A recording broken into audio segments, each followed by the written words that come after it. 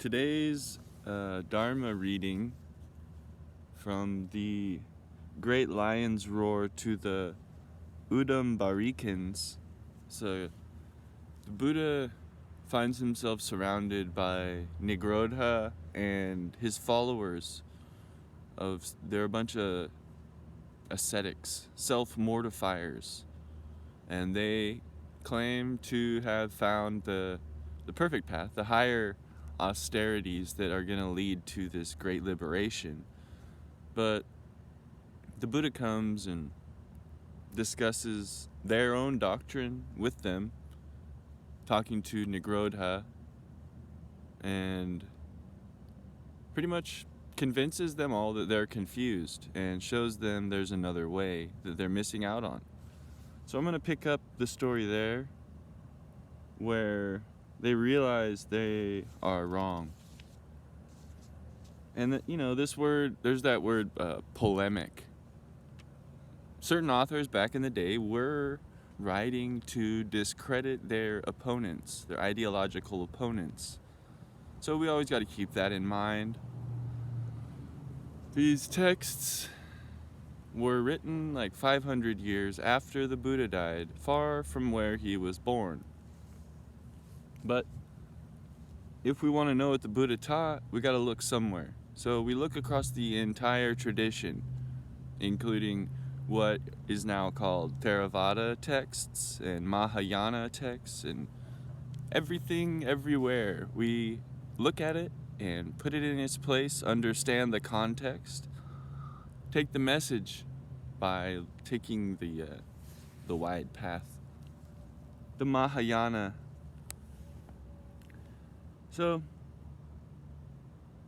Nigrodha, when you ask, "What, Lord, is this doctrine in which the blessed Lord trains his disciples, and which those disciples whom he has so trained as to benefit from it recognize as their principal support and the perfection of the holy life?" I say that it is by something more far-reaching and excellent that I train them, through which they recognize as their principal support and the perfection of the holy life. So it's something more than what these guys are practicing, more than this body denial. At this, the wanderers, the shramanas, made a great commotion. Buddha was another wanderer. These are his peers. They made a great commotion and noise, exclaiming, "We and our teacher are ruined." So there were these wanderers who had followers, and they wandered around and taught and competed, and Buddha just won. Shakyamuni Gautama Buddha just defeated Nigrodha, and all of his followers are moaning in a great commotion. We know of nothing higher or more far-reaching than our teaching, and they've just understood through the Buddha's detailing of his path and their path that they've clearly understood that there is something else. And now they're moaning about it. And when the householder Sandana realized this guy is watching, these wanderers of other views are actually listening and attending to the Lord's words and inclining their minds to the higher wisdom. He said to Nigrodha, "Reverend Nigrodha, you said to me, 'Come now, householder, do you know whom the ascetic Gautama talks to? His wisdom is destroyed by the solitary life. He is no good at conversation. He is right out of touch." Those were the claims made before the Buddha showed up by Nigrodha. He's like, "We'll defeat the Buddha, it's no big deal." So now that the Blessed Lord has come here, why don't you baffle him with a single question and knock him over like an empty pot? That's the householder asking Nigrodha. He's like, "You're talking all this trash, why can't you back it up?" And at these words, Nigrodha was silent and upset. His shoulders drooped. He hung his head and sat there downcast and bewildered. He felt bad for talking trash, because he clearly understands he was wrong. Seeing the state he was in, the Lord Buddha said, "Is it true, Nigrodha, that you said that Lord, it is true that I said that, foolishly, mistakenly, and wickedly. What do you think, Nagrodha? Have you ever heard it said by wanderers who were aged, venerable, the teacher of teachers, that those who in the past were arhants, fully enlightened Buddhas, used to talk when they came together by shouting and screaming and making a great clamor? And this is how that group of wanderers conducted themselves normally. And Buddha's like, do you think that the past conquerors did this? Or did they not say rather that those blessed ones sought lodging in the forest, in the depths of the jungle, free from noise, with little sound, far from the madding crowd, undisturbed by men, well fitted for seclusion, just as I do now? So he's saying, back, these legends about these past conquerors, these arhants, do they prefer tumultuous argumentation or chilling in the forest alone? And Nagrodha's forced to say, alone, calm, quiet. Lord, I have heard it said that those who were arhants, fully enlightened Buddhas, did not indulge in loud talk, but sought lodging in the forest, just as the blessed Lord does now. Nagrodha, you are an intelligent man of mature years. Did it never occur to you to think, the blessed Lord is enlightened and teaches a doctrine of enlightenment? He is self-restrained and teaches a doctrine of self-restraint. He is calm and teaches a doctrine of calm. He has gone beyond and teaches a doctrine of going beyond. He has gained Nibbana and teaches a doctrine for the gaining of Nibbana. At this, Nagrodha said to the Lord, transgression overcame me, Lord. Foolish, blind, and evil as I was, that I spoke thus of the Lord. May the Lord accept my confession of this fault, that I may restrain myself in the future. I think the Lord is Bhagava. Indeed, Nagrodha, transgression overcame you when, through folly, blindness, and evil, you spoke thus of me. But since you recognize the nature of your transgression and make amends as is right, we accept your confession. For, Nagrodha, it is a mark of progress in the discipline of the noble ones. If anyone recognizes the nature of his transgression and makes amends as is right, restraining himself for the future. But Nagrodha, I tell you this, let an intelligent man come to me who is sincere, honest, and straightforward, and I will instruct him. I will teach him Dhamma. If he practices what is taught, then within 7 years he will attain in this life to that unequaled holy life and goal, for the sake of which young men of good family go forth from the household life into homelessness. By his own knowledge and realization, and he will abide therein. Let alone 7 years, in 6 years, 5 years, 4, 3, 2, 1 year, 7 months, 6 months, 5, 4, 3, 2, 1 month, half a month, let alone half a month. In 7 days he can gain that goal.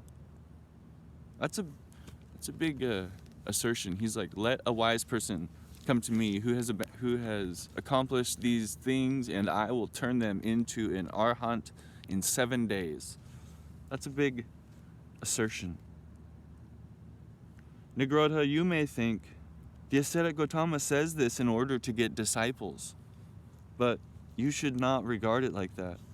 Let him who is your teacher remain your teacher. And this is why I'm sharing this piece, because it's very relevant to my friends in this new Thich Nhat Hanh group, Thich Nhat Hanh. Many of us come from Christian backgrounds, and when I started this group, I lost a few friends and there was some conflict. Some people don't like how Thich Nhat Hanh is opening Dharma doors for people with Christian beliefs. But To me, all these questions that are dividing people, they're among the unanswered questions. The Buddha didn't care. He didn't mess with these questions. Who created the universe? Did God, or who, what, and blah, blah, blah. Who cares? Believe what you want to believe. Keep your teacher. But practice. Practice this path, and you'll be transformed in 7 days, 7 years. 6, 5, 4, 3, 2, 1. 7 months. 6, 5, 4, 3, 2, 1.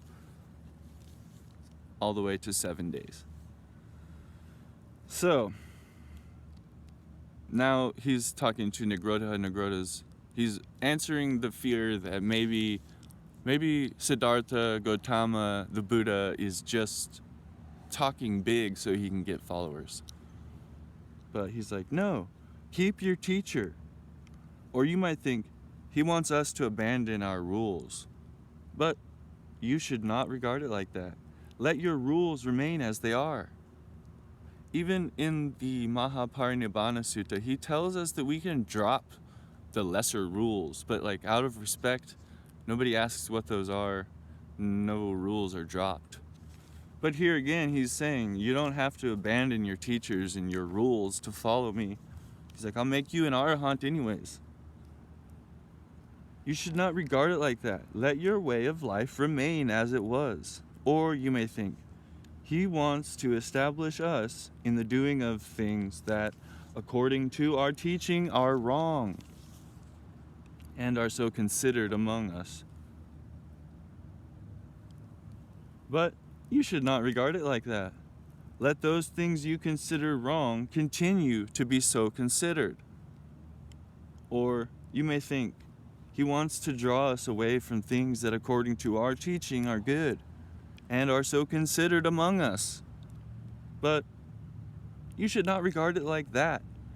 Let whatever you consider right continue to be so considered, Nigrota.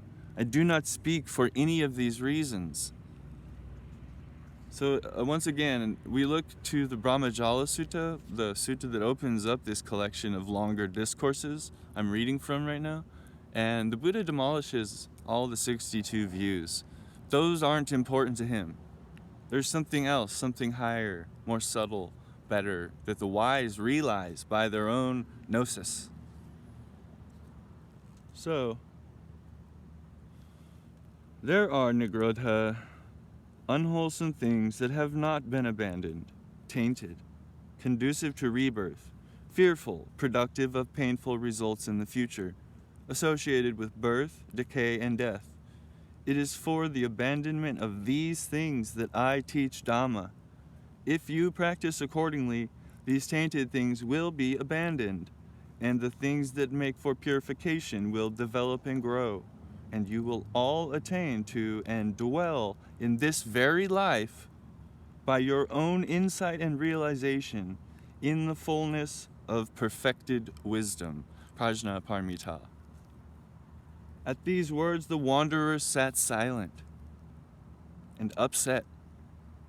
Their shoulders drooped. They hung their heads and sat there downcast and bewildered. So possessed were their minds by Mara. Then the Lord said, every one of these foolish men is possessed by the evil one, so that not a single one of them thinks. Let us now follow the holy life proclaimed by the ascetic Gautama, that we may learn it. For what do 7 days matter? Then the Lord, having uttered his lion's roar in the Udumbarika park, rose up in the air and alighted on the vulture's peak. And the householder Sandana also returned to Rajagaha. So after the Buddha gives this awesome speech, opens up Dharma doors for these people, he just flies back to Vulture's Peak. And Sandana, the layperson witnessing this, goes home to Rajagaha. Why is this significant? It is significant because he's telling us we don't have to abandon what we think is right and wrong. We don't have to abandon a lot of those beliefs because they are irrelevant to the cessation of dukkha. The Buddha does not teach about all this foolishness. He teaches about removing pain.